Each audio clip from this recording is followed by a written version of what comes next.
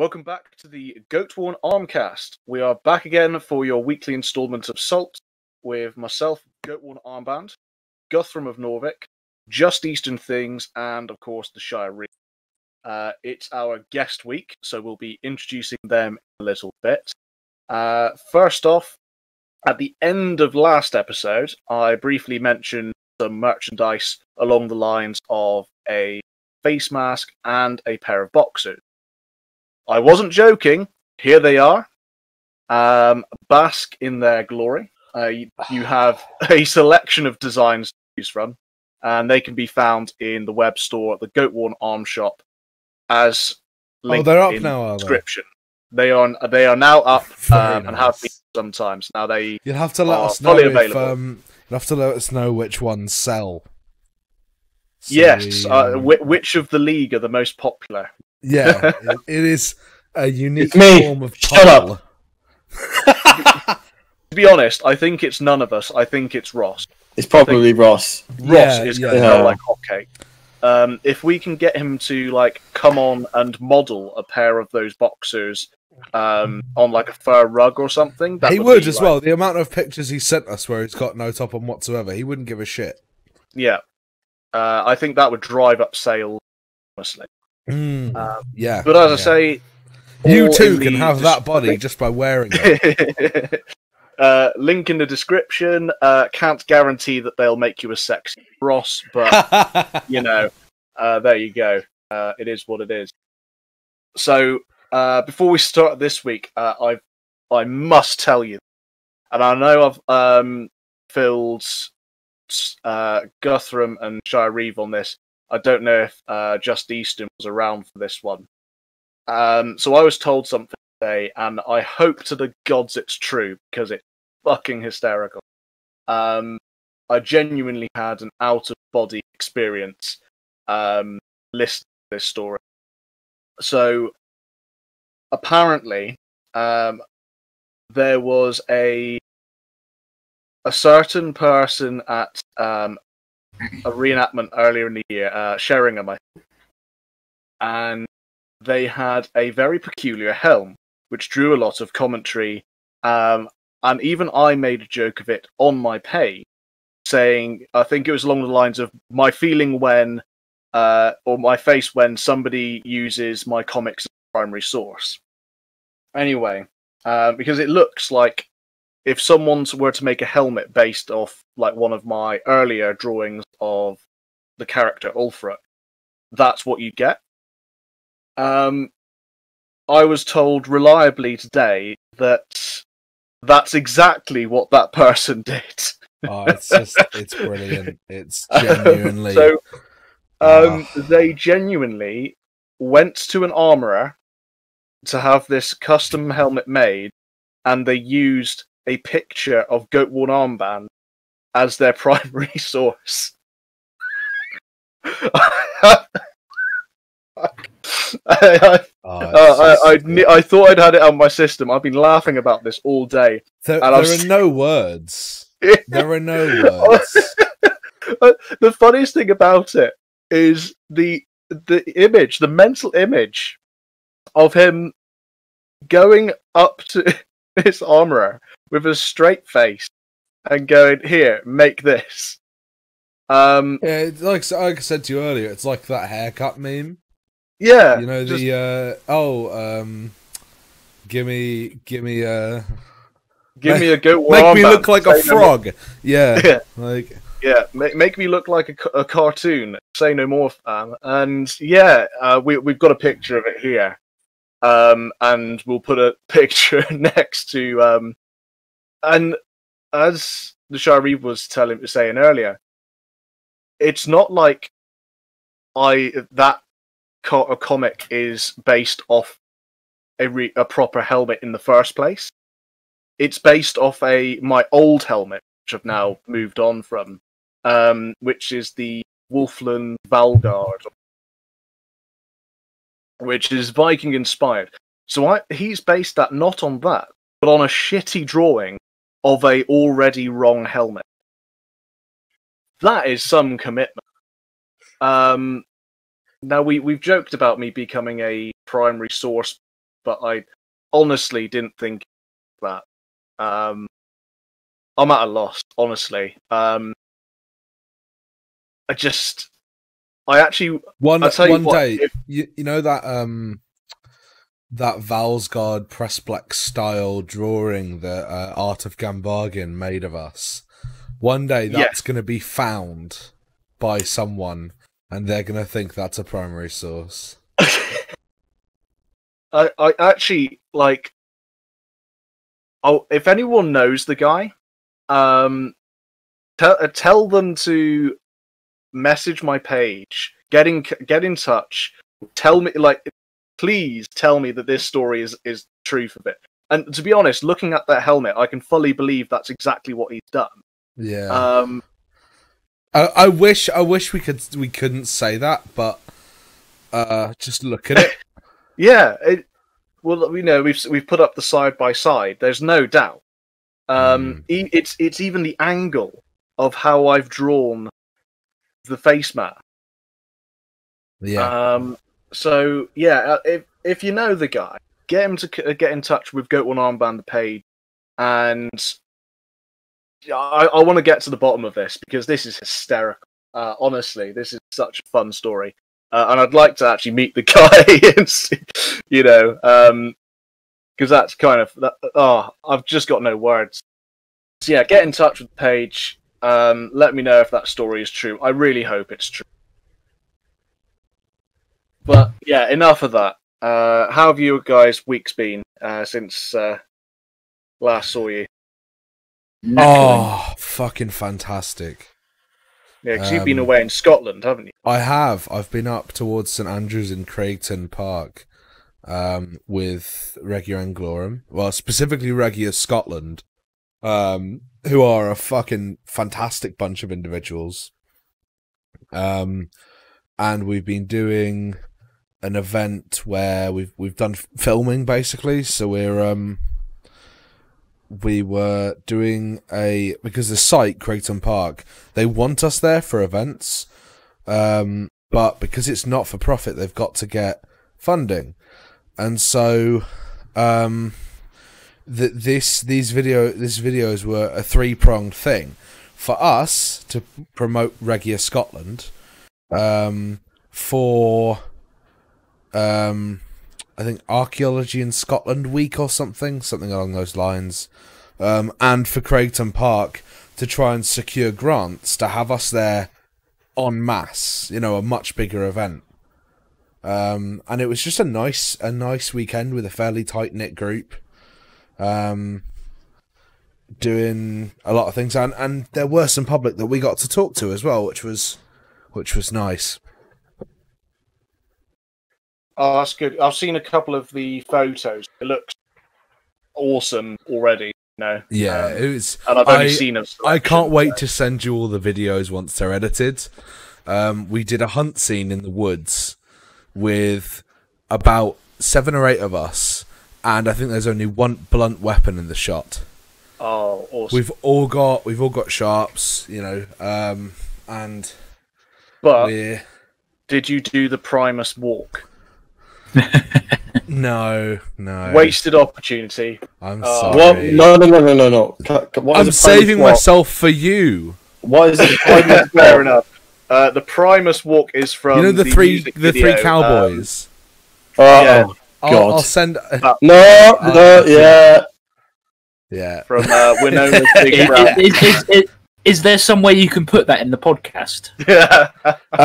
Potentially. Awesome. Right. But for those of you who aren't already aware, that it's the signature march of the cowboys from Winona's Big Brown Beaver music by Primer. Yeah. That's the dream. That's what we're aiming for. Justin Norvik, what's your week been like? Oh, bloody knackering as usual. Got Do you want to expand? Yeah, I'm getting there. I'm thinking of my words. Just give me a minute. I'm very slow, as you guys know. Yeah. Tom, go ugh. Oh, shut up, you. Yeah, I've just been working as usual. Hard work. I've just put together all my Roman kit, as you well know. It looks really nice. Yeah, I'll put it in podcast content so we can show the viewers the beast that ate the Roman legions. Behold the might of Rome. Behold, yes. No, it looks really good. Yeah, and if you don't mind me saying, the male shirt with the belt is actually quite slimming. Yeah, it certainly doesn't. Yeah, I do desperately need to lose some weight, though. My God. Wow. Anyway, yeah, that's what I've been doing. It sneaks up on you. Yeah, even I've put on a bit over the lockdown, and that's quite saying something. I just need to stop eating shit. But yeah, the only thing missing from that picture is my beautiful indigo blue cloak with a basic crossbow brooch, but I didn't want to get that mucky up on all the grit and shite off the mail. The focale, which is the scarf, I sewed, dyed, and hemmed myself. The horsehair plume, or braid, or whatever you want to call it, again, I dyed that myself. Yeah, a lot of what you see I put together. But other than that, it's all off the peg, which is, right. I think for off the peg kit, it doesn't look bad.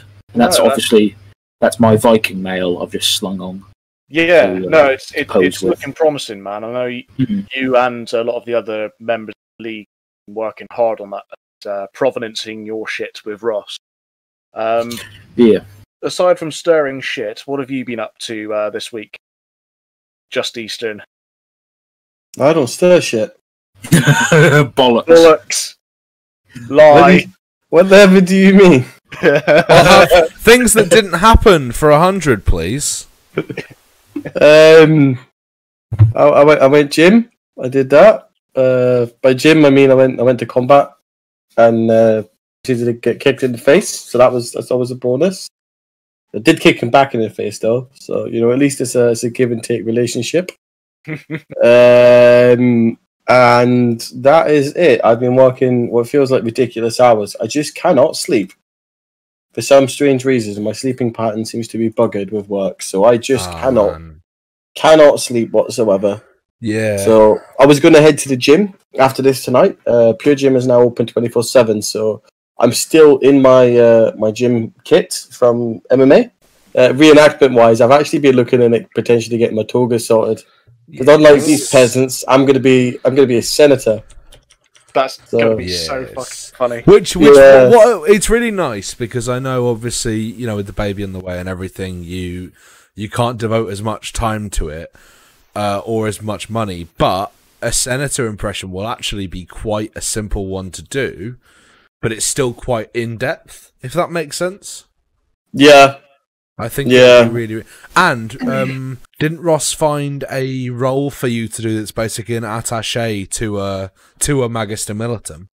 Yeah, pretty much. I'm from the Senate to try and I can either figure out and be if I want to be slightly kind of richer, I suppose, which is because I can wear a toga, it isn't actually that much in terms of a senator, or I could be kind of. Maybe like an upper middle class bureaucrat, kind of fucked off to the United Kingdom. Well, Britannia.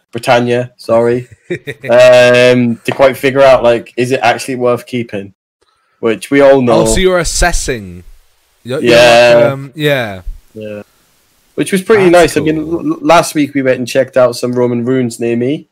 Yeah, and I think I posted some pictures to you guys. I saw a couple of pictures from that. Really in Carwent, so I'm quite blessed that I live next to some of the most in-depth Roman ruins in the UK. Carwent and Killian and just a couple of others, all beginning with C, obviously, as it seems to be. So, when we're all together, people expect us all to look like chunks and Vikings, and it turns out we're going to be sitting looking like Romans, people, the people that killed Christ. It'll be quite good. It'll be funny. I think a complete disenchantment of what they expect for us. So I think it's only fair to move on to our guest. This is following up from last week's discussion about lesser seen portrayals in our period of reenactment. And our guest this week has definitely spread his knowledge quite wide in that respect, and is working on a number of portrayals outside the norm, as we'll soon find out. So, a welcome on Phil. Hi, hello. Hey, there he is. So, Hey. Phil, how have you been? How's lockdown treating? Well, it's given me lots of time to get reading done, so that's always a win. But no, mainly been working through it. I was off furloughed for a couple of months, and then my job reopened again, and I went straight back in. Oh, sweet! One That's of the good to lucky hear. ones, I think. Yeah. I was quite happy to get that call. Strangely, being like, "Do you want to come back to work?" Yes. Yeah, Please. that was always strange. I remember when everyone was furloughed, they weren't too bummed about it because it's still 80%. But then after a few months, they realised they missed work because they had fuck all to do. Yeah. Yeah, that's about the size of it. Honestly, I'm about a few weeks away from writing messages in my own, doing comics that way. So, Phil, tell us a little bit about how you got into reenactment and what you currently portray. We won't move on to the dozen other things that you've got your fingers in. So I got into it by one of the people who set up the group I'm in. Just came back from Sweden, and they used to do medieval reenactment. And they went to Fotoviken, caught like the Vike bug, came back down here, and I met up with him the day after he came back, and he was like, "We're setting up a Viking reenactment group. You in?" And I was like, "Yeah, give it a go. Why not?" Brought my first helmet and stuff all on the same day, and then have been doing it ever since. Yeah. Nice one. That sounds like you were just waiting for the opportunity, really. Yeah, I mean, I was asked. They asked me if I wanted to partake in the medieval one, and I turned up to a few training sessions. But like the feel of it wasn't quite for me. As someone who does medieval reenactment as well, it is a different vibe. Yeah. So I understand. I know. Funnily enough, I know people who started with medieval and then they. I think one of them tried to go to a Normanist training, and they hated it, which I thought was really interesting. So I suppose it probably just depends on individual preference, really. Yeah, I think it was also when you go there and there's like that very rigid class structure already in. So they're the Lord. Everyone underneath the Lord does what the Lord wants. Everyone underneath that person does. It does depend on the group. Yeah, definitely. Most groups I know don't work like that. Some of them, like, if there's a Lord, or if you have to do an event where there is a Lord, like, the most senior member will be that person, but they're not gonna... There's a difference between being a Lord in your impression and acting like a Lord around camp. And I think that's a really important distinction in any period. Oh yeah, totally. That was the kind of... Most of the people there were absolutely lovely, and some of the guys from there were the first people to teach me actually how to sword fight. And they were absolutely sterling people. It was just some of the vibe was a bit. I found a bit like, okay, and never really went back to it after that. But then the Vike stuff started, and then I've been rolling now for 5 years, I think, total. I guess I'm still kind of new in the reenactment game, I guess, but. I think everyone's that's new kind of until astonishing, they're, like, actually. 30 years in. Yeah. Yeah. It's kind of astonishing, actually, because... I'm still very new. Yeah, although only being 5 years in, I know Phil has quite a wide breadth of research, and is probably one of the best... I wouldn't say most knowledgeable, but best informed in terms of if he doesn't know something, he'll know where to find it. And I think his research skills are really a credit to the group. So we've talked about this I think we actually talked about it today, in private message, about how people that know things know what they know and know what they don't know. They're very much based on that "How to Spot a Fake Expert" video. Yeah. Yes, yeah. And I think it's really interesting that, seeing that in practice. So obviously you're in a Viking Age group and you do Viking. What's your current Viking Age portrayal? Specific. So the one I'm currently most progress on is a recreation of one of the two nobles found in the Black Grave. I know I can't really pronounce the actual what it's called. I'm stuck with an anglicized vocal palette. It's out in Ukraine, I take it. Black Grave's still over there. Yeah. Okay. I've got the map You mean Nezdovo? No. So the Nezdovo mounds are close and similar. Chernigov. Chernigov. Can't pronounce it. So the Nezdovo mounds are very, very close. They're just north of. The finds are really similar as well, aren't they? Very similar. So going on to that. So it's a really good place if you're doing a very high-ranking Bruce of the 10th century warrior kit. It's a fantastic base to work from for fighting kit, but it's not very good when looking for soft kit. So I've had to extrapolate a lot from the Nezdovo mountains and some quite a lot of Swedish soft kit to basically give it some life. Because I believe it was a cremation mainly in the mountains. Yeah, it's two cremated bodies, if memory serves right, for the Black Grave. Yeah, and so all the arms and armor are there, but the soft kit is lacking. Though a really fun thing from that mound, from the Black Grave in particular, it has one of the longest Viking typology swords I think that I've ever seen. I think one of the blade measured like 42 inches or something ridiculous like that. Which reminds me of quite a bit of like a spather. That's like longsword length. Yeah, but it's got a. Sorry. Go ahead. But it's got a standard, like the very narrow hilt.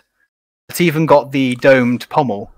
So it really strikes me as much kind of like a spather in a way, and maybe a typical Viking sword would have been used. But that's just my speculation on it. Trying to find where it actually has the length. Is that a piece of equipment you're planning to pick up? Yes, eventually. When I have like a couple of £100 to drop on something to make me the most ridiculous length Viking sword. It would be interesting. I don't know if you guys heard about the sword that was found in Finland. It seems to fit Viking Age typography, but it comes from just after. That's a really fucking long single edge, basically. But it seems to be about the same size as the one Ivar just mentioned as well. So maybe that was a thing. Maybe they had long dongs over there. Proper big dick Meduso. Sorry to butt in. Do you have a picture of that sword, Phil? Because I'm only finding preserved handles. Yeah, so what I've read, it kind of got rusted off. Yeah. So it's from when it was first excavated. I think the information. Where is it? Because I'm absolutely rotten for anything Eastern. Yeah, it's a very difficult. It's a difficult subject to research if you can't read Cyrillic.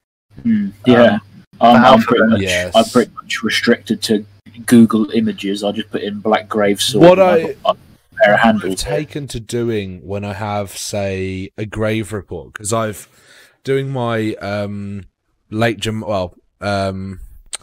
century Germanic impression. What I've discovered is. There are obviously grave reports that are all in German, and there's no way to translate them. And there are also some where you can't put them through a translator because you can't select the text because it's effectively an image. So what I've started using is the Google Translate app. You can. There's a mode where you can just put your phone up to the text you want to translate. It's called Google Lens. Yeah, it's really fucking good. It is. I never thought to do that. Obviously, it has the same issues as anything else translated with Google Translate, but in terms of at least getting the basics of what it's trying to say, and 90% of things, it will explain what you're after. I'm going to try that it's now. Bloody good. Okay, funny story about the Google Lens. I walked into an Asian shop and nothing was obviously in English, as you can imagine. And I managed to dig out what I needed by using Google Lens and literally just wandering around and having it all translated for me. It's actually really good. Surprisingly good, yeah. That's fantastic. Yeah, I've with that burial directly. I know the burial in question because I looked at building kit myself initially when I went into Eastern, based out of that and the Gaznevo close by. Yeah. That is really unique because it's got two of the was it one or two of the longest sets of chainmail in that period. It actually go all the way down to the knees. Yeah, it's a full set, and it was edged with bronze rivets as well. And it's that's really interesting because I thought the Rus used leather lamella. I was told that from an older reenactor that has been doing this 30 years. Yeah. Oh God. Yeah. You know what our opinion on such people is. It's not. So I've actually just done So the blade was 37 inches long, and the handle was 7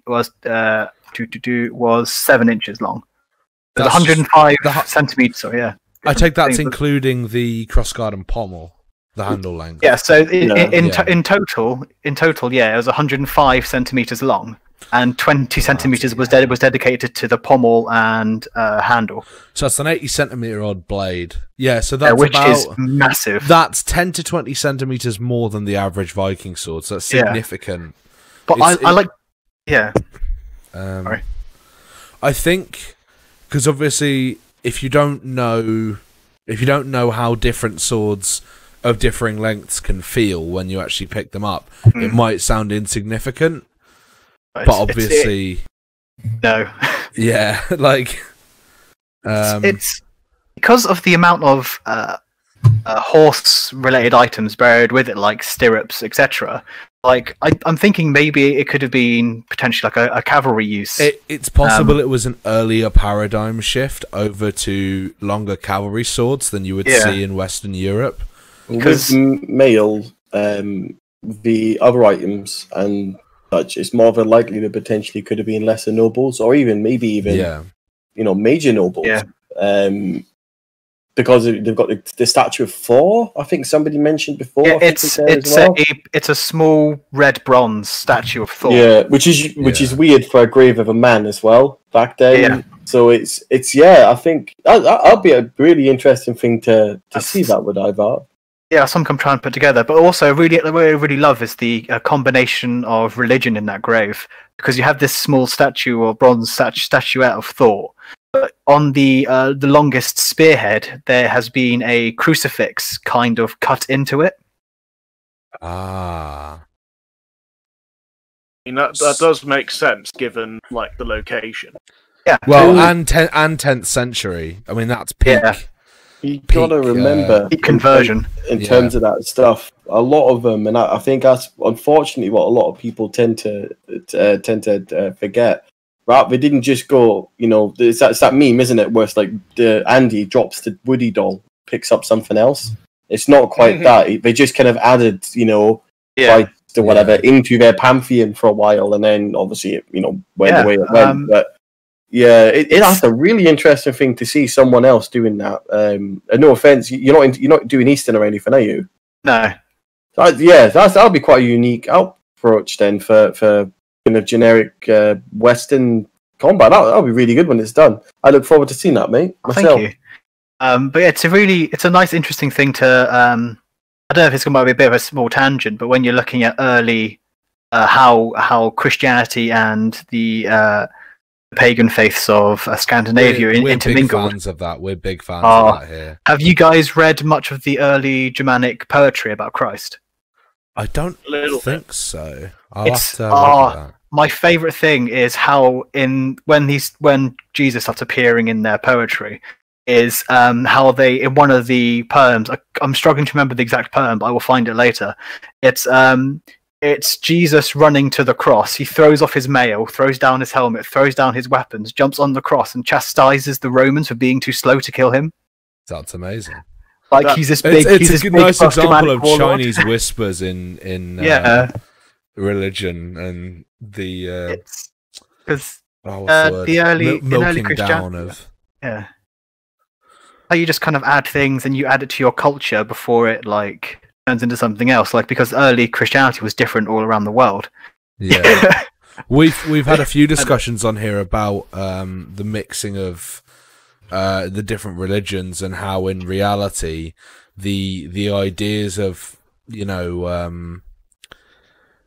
them conflicting about religion now, because we've had religious wars since then, can't necessarily be purely they can't be purely inflicted upon this period of history, because there were very few wars about religion in general for the Viking Age.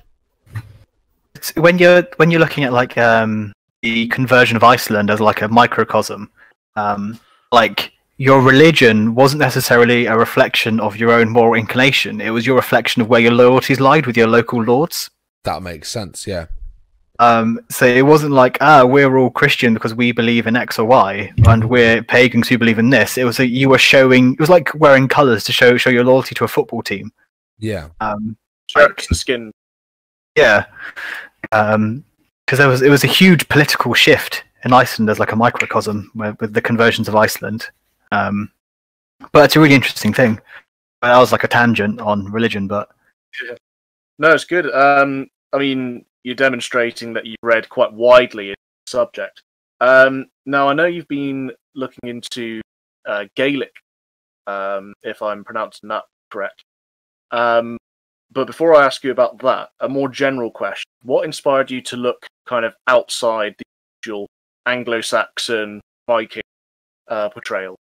I guess in Western specifically, you see a lot of mainland European kits, and I wanted to try and do something a bit different, but I also wanted to do it well, because I've seen like a lot of like Roos kit. I'm doing like air quotes. You can't see it. See a lot of like that kind of kit done kind of I wouldn't say not well, but like they've seen somebody who saw somebody do it. And I kind of wanted to put like an extra bit of effort into trying maybe making an Eastern kit that for me felt like I've managed to research it and I haven't based it off anyone else's pre-worked stuff. Yeah. I've done all the foundation reading. I was like, this is something I've put together, and this would be my interpretation of it. Well, when we had our guest on from the Eastern scene, he seemed to be doing a very similar thing and trying to look into the fashions and the actual archaeology of the Roos for himself, which was really nice. They're almost like the Varangian Guard in terms of modern misconceptions, where people they either call the Swedes exclusively or Kievan Rus and then dress them up as Viking, or they say Rus, Varangian Guard Rus, and then just make it up as they go along. And you get I think there's a misunderstanding of what word goes with what depiction. It's also a fundamental misunderstanding, yeah. Yeah, because they're very different aesthetically, depending on what century you choose. And loads of people just kind of, I don't say loads of people, but I guess people just kind of clump them in. They see like, it's like when they see Vikings, you say, they're Vikings, and you assume they look the same.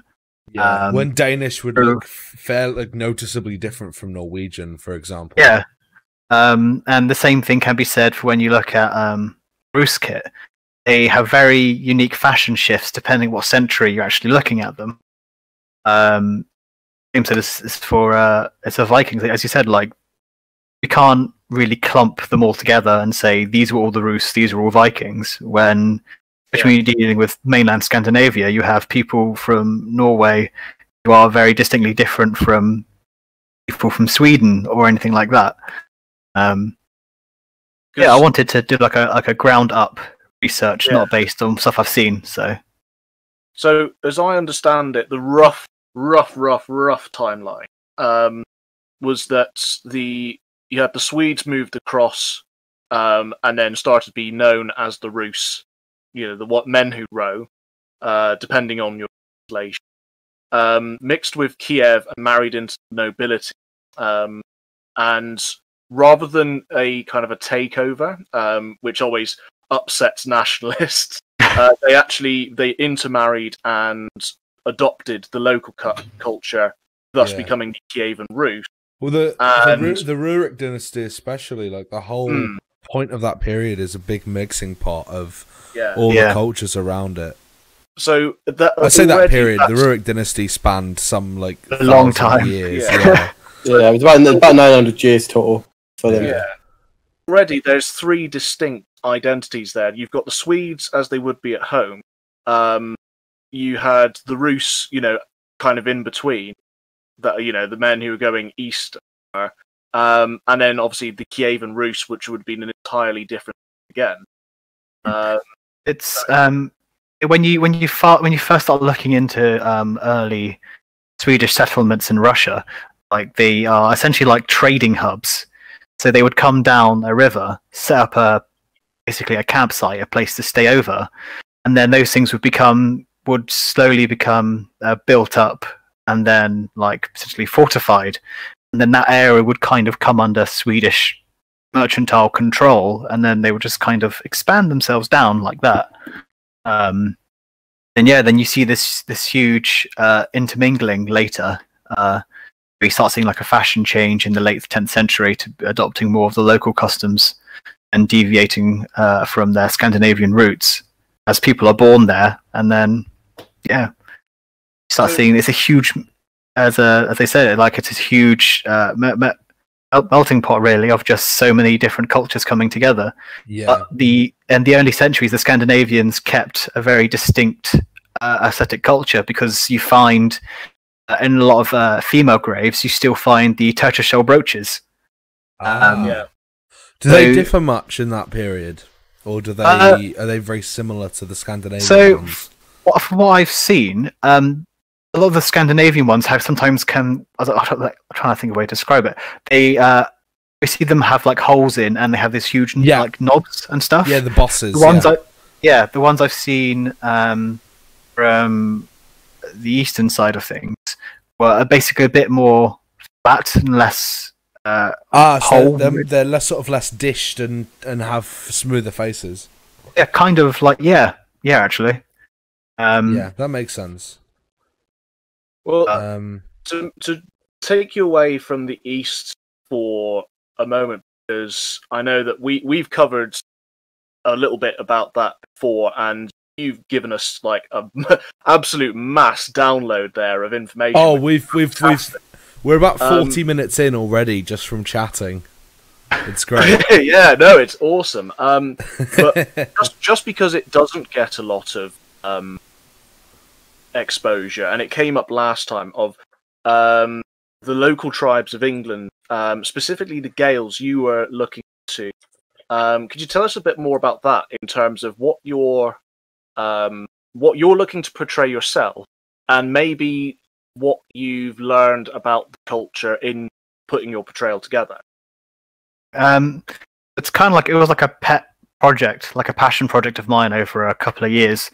I was really lucky in that I managed to get a copy of Old Irish and Highland Dress by H.F. McClintock.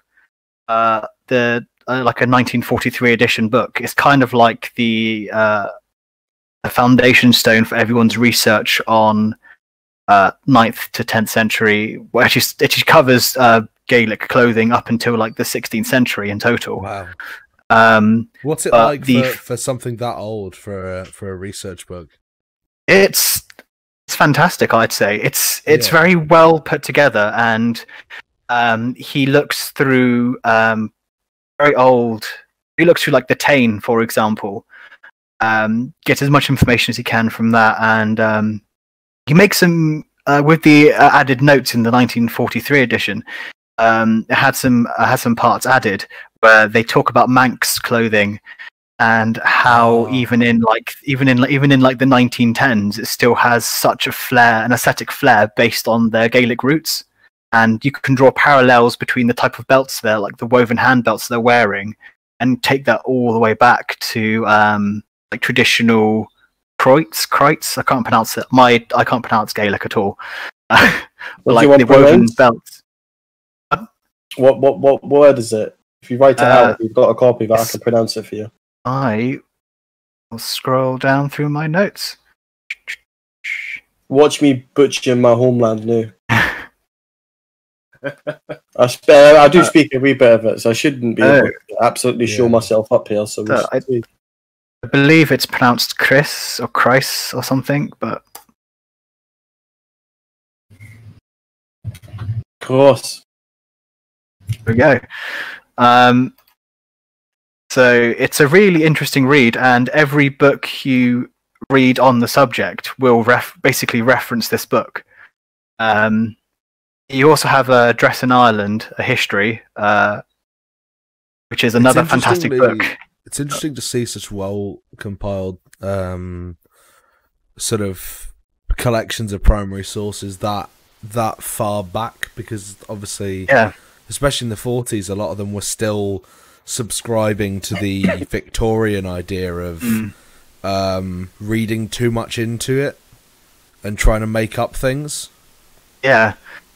I think this book, originally, its first edition was published because the Irish government hired him to literally be like, catalogue our historical clothing. Shit, nice. Yeah, that's gonna already, just because of context, make more sense than a lot of people doing quote-unquote independent research at the time. Yeah.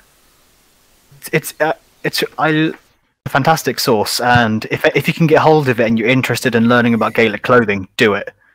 It has been like a cornerstone of my research, because when I was reading up on it, loads of people just referenced this one book, and I was like, oh, it must be good. And I happened to come across a copy and just kind of leapt on it dick first, grabbed it, ran out. So that's quite a strong mental image. Just coming in like a ballistic missile. Grab, run. So. Yeah, you've obviously thrown yourself wider trails, and I almost want to get you on again, like just to rattle on about your chosen subject, because like you are just eating through the time. Sorry. No, in the best way possible. It's wonderful. So much this is a great tangent. We're so we're definitely going to have to get you on again. Yeah. With regards to people wanting to do something a bit different from Anglo-Saxons and Vikings, like we covered last week, what would be your advice to anyone wanting to do something different from the usual Anglo-Saxon Viking for our period, and I guess for other periods in general? I guess don't be afraid to read a lot. Like, I don't know how to put it really. Take advice from people that you trust and who can lead you in the right directions, but never take people's word as written law. Because it's very easy to look at these different portrayals, and because they aren't as widely researched or publicized as mainland Scandinavian or Anglo-Saxon, for example, you can try and think of a way of putting it which doesn't sound like, don't be afraid to look for academic research. Would you say I think inherited knowledge? Pardon? Yeah.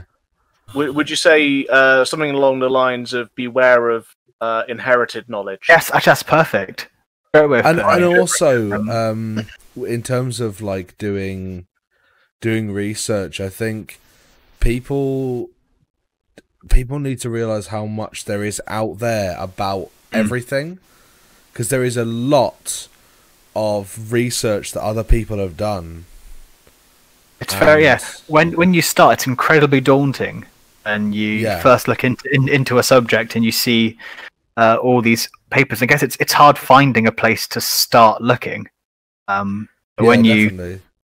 It's not getting distracted, or like yesterday I was doing some reading and I went down a 2-hour tangent on early Benedictine monks. I think how Goatworn put it is don't be so reliant on inherited knowledge from other people.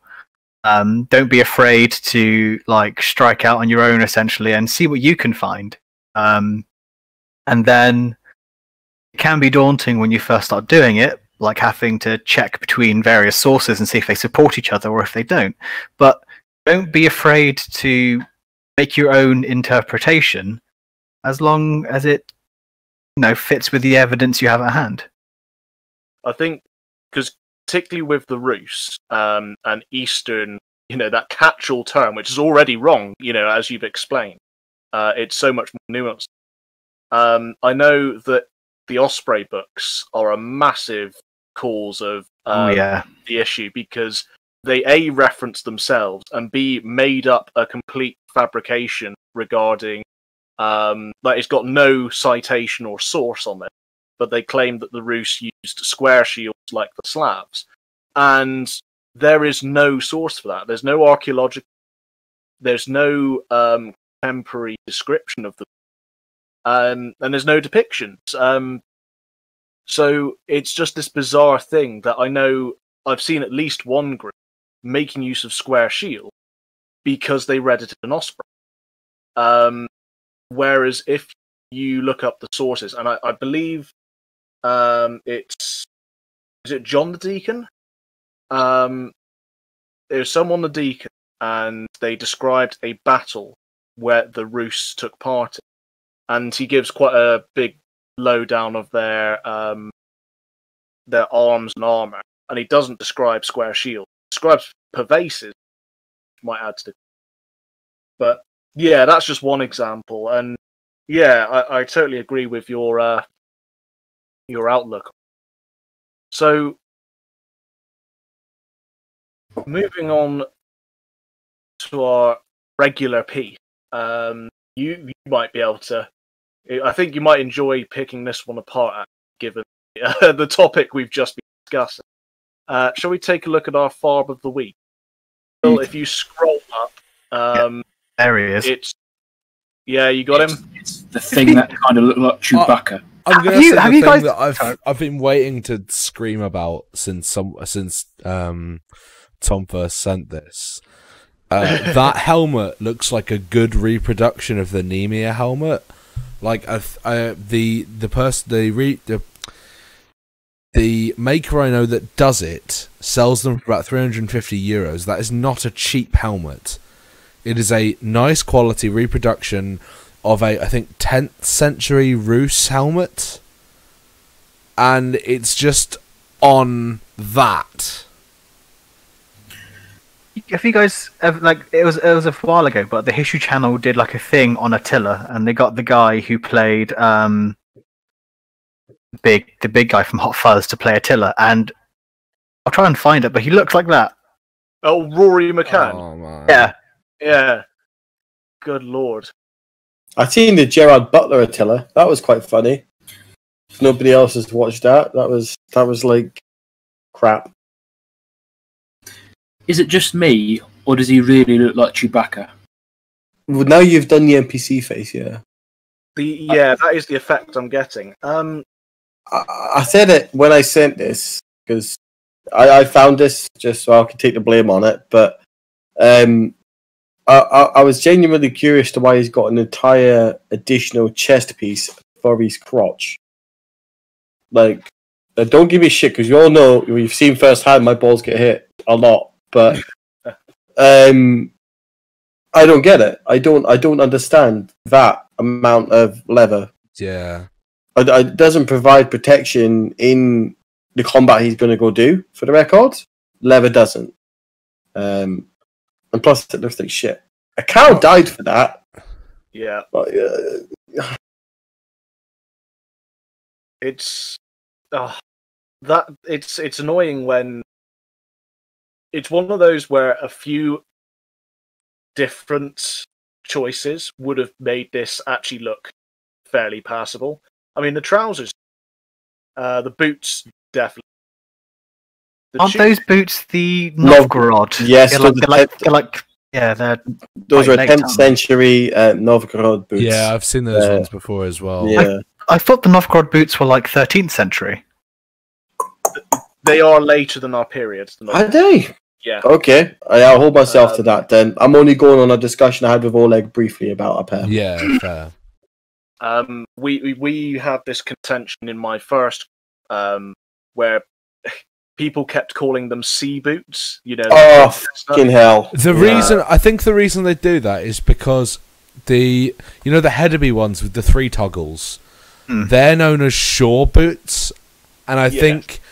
Since they were, I don't know who called them shore boots the first time, but I think since they got called shore boots, that's become a term for that, like, kind of high boot. Yeah. Which have really you seen the knockoff? Go on about boots. The knockoff Jorvik ones, but like 6 toggles high. That seem to absolutely have exploded by people. The ones that like Grimfrost sell. Yes. That's exactly what the Hedeby shore boots are. If you didn't know they were from Hedeby, if that makes sense, they're 3 toggles high. They're not like 6. You do get ones that are like 4 or 5 really commonly. But the 3 toggle version is legit. But yeah, any more than that is just weird. I don't know why you'd want to. If that makes sense. It going back to the rest of his kit, like the tunic doesn't seem too bad. I'm a bit iffy on that the cuff decoration, but someone might be able to correct me. I've seen worse. I mean, it's the thing I picked up was the main color of the body of the tunic. It's practically black. Yeah, it's. Yeah, pretty much. As I've stated before, it could be incredibly dark blue, but that would have been dyed with indigotin. So no, that's not blue. There's no way that's blue. No, I was saying if it was incredibly dark blue, but it's not. Like you say, it is black. As I've mentioned in previous podcasts, technically, I believe black is achievable, but that's with a lot, and I mean it would be very expensive. A huge, like I say, I believe the main method of getting pretty much blue black is to overdye with indigotin a number of times, which, as you can imagine, is not cheap. You can get grey, and you can get like a brown black from natural colours, but that's unusual. That shade specifically. I mean, this is trying to get at. This is very much what we were discussing earlier with Phil, of somebody, Eastern Viking, lamellar, that'll do. But yes. Kind of boots. Can I tell everybody a secret? What I've noticed in these markets that actually sell this stuff, leather tends to be much more expensive than steel. Yep. I'm not trying to flog on lamellar at all or anything, but I personally have had lamellar made for me, which I no longer have, thankfully, of Visby D plates, which is incorrect time period anyway. But I had a set of that commissioned for me back when I didn't do my research, and it cost me £220. And that was with my postage included, commissioned to me. So, the cheapest kind of leathers I've seen, I don't know about anybody else when it comes up in these pages, but they tend to be a couple of hundreds of pounds. The leather. Steel is cheaper than leather for that significant amount. Like it's absolutely. Yeah. Correct me if I'm wrong, but I think steel is incredibly. I mean, it's gone up because of COVID, but it is still incredibly cheap. Yeah, it doesn't need to be thick steel, whereas leather actually needs to be quite thick to provide any form of protection. But you can also No, go ahead, Ivan. Let's say it's with steel as well. Most of the time, you can just laser cut because they're only like 1 mil, so you can just laser cut them in batches of thousands. And you won't even get striations or any significant striations because it's so thin. And that's why, like, when people have gone for Lamela, thankfully, more people I know now who want to keep it, they tend to go for you play it. Thankfully, even though it's still shit. I always say that why? You know, why would you ever have leather? It makes no sense to me at all. Well, I mean, as we discussed before, the Mongolian stuff even then is not leather. It's effectively rawhide. So it's still like. Yeah, but he's not Mongolian. He's a Viking. No. I think he's Viking. I don't know if he. But in terms of the like effectiveness of an armor, it's not even how actual hide armor was done. It's just shit. If some this is the waste of a cow. This would not actually protect in a. The only reason this is people don't like turn to the manufacturer and go, "What the fuck is this?" is because it stands up to reenactment, where we're not actually trying to kill each other and bloods. Sharp, that to be that flexible and thin, that's got to be what 2 mil most. That leather, maybe a bit more. A sharp spear would piss through. And you can see it's not even protecting two of his most vital areas, which is under his arm. Yeah, it's the murder zone, that. Yeah. It's. We had that discussion before when I spoke about my Lamela previously, which had shoulder protection on it and armpit protection specifically for that. And it further kind of reinforced my theory of Lamela being ineffective because it doesn't work. You can't swing. You can't use a spear. You can't use a Danax. Even if you're on cavalry, doing what I like to call low swipes is very, very difficult. I mean, it obviously must have worked because it was used as an armor. But you're right in the way that it was replaced by mail because everything that it did, mail was just so much better. But this is a topic we've covered multiple times before, and in short, it's just ugly to see that again. And especially paired with what is, as has been pointed out, a really nice helmet, which makes it more of a shame. So yeah, because he's gone away from the buying a GDFB helmet or something, but then he's stayed with this whole idea that this leather lamella is acceptable and all this other stuff. It's just sad, to be honest with you. Really minor thing I just want to point out as well. Beads in your facial hair. As far as I'm aware, that's bollocks. It's one of those things that I don't know if we actually have strong evidence for or against. It would be in keeping, I agree, but yeah, but I think style. Yeah, that was what I was going to say. Is that I just know that those are kind of Grimfrost, Etsy style beads that you can buy with like runes and stuff on them, which not. I recognise the silhouette as the rune ones from Wish.com. That said, I put them in the bracket of tattoos and piercings. That if it takes you ages to get them in, and they have to stay in an entire week before you get them out and replace them. Yeah, that's fair. Fair enough, but at the same time, yes, they definitely inauthentic. What do we think on his belts? Out of interest, let's have a look. I can't really make out the details on. If they weren't overly long, I would say we can't see enough of them to tell. Yeah, but the thing that scares me a little bit more is what I can see of that bloody Sayax knife thing. Whereabouts is it? I can't. On the right side. It'll be on the right side of the photo, but on his left side. It almost looks like he's wearing a sharp.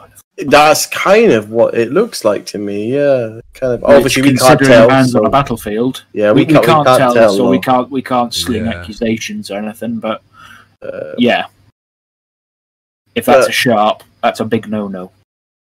And it looks like I think the only other thing like that to me kind of I don't like. It looks like his axe is not bottom hafted. I'm a big fan of bottom hafting him and then putting something through the top as well. You know, for kind of double secure. Simply because I've seen firsthand people just putting axe heads over the top.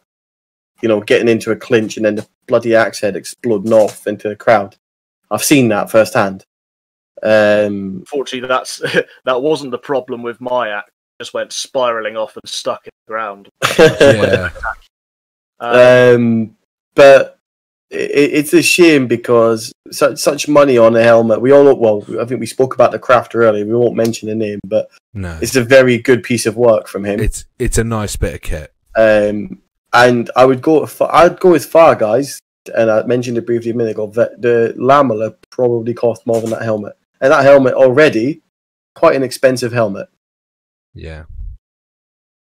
So what shall we score? It wouldn't surprise me in the slightest, unfortunately. Yeah. Let's put some scores on this. Guthrum, what are you gonna give him? Ooh, I'm gonna give him maybe 3 grunts from Chewbacca's mouth. Okie doke. Just East. You can have 1 testudo simply because of the helmet. I actually like the helmet. Ivar? Helmet's freaking beautiful from what I can see, and nice trousers, but boots anywhere between 13th to 15th century. I'm not sure what's going on with the cuffs. It's either embroidery or I've worked out what it is now because I've had another look at it. It is authentic if you are an Anglo-Saxon. It's Anglo-Saxon. I can't remember what they call it. It's like a vine going around. You see it really commonly in Anglo-Saxon artwork and on like wood work for decorative paneling and things, and you see it in manuscript as examples of like borders and again on cuffs and hems and things, but you don't see it on Norwegians or Danish people, and definitely, as far as I know, not on the Rus. So, given that, what would you score him, Ivar? What's the measurements we're using? Arbitrary, just arbitrary. Yeah, whatever you want. Yeah.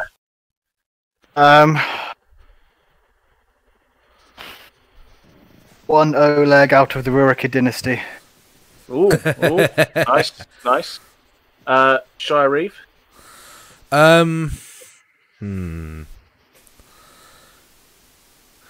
One very nice helmet that's gone to a shit reenactor out of a load of very nice helmets that haven't gone to a shit reenactor. Okay, I'm going to have to go with anal sex because I only like the tip. That is disgusting. It's so That's rude. actually, the thing is, knowing you, Goatworn, you've had that in your head for about 10 minutes, and you've been brewing it, and Yep. you've been going, oh, this is going to be so good when I get to say the punchline. And that very fact just, you disturbing man. Yeah, you've got about the right of it. I've been sitting on that one since I got through. I knew it. Okay. Yep. So that is it for this week. A big thank you to our guest Ivar, who no doubt we're going to have on again to talk at length about the many things searching.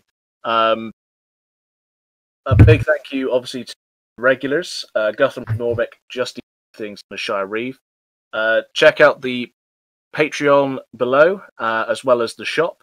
Check out our respective pages for memes of salty variety, and we will see you next week for another round of the same.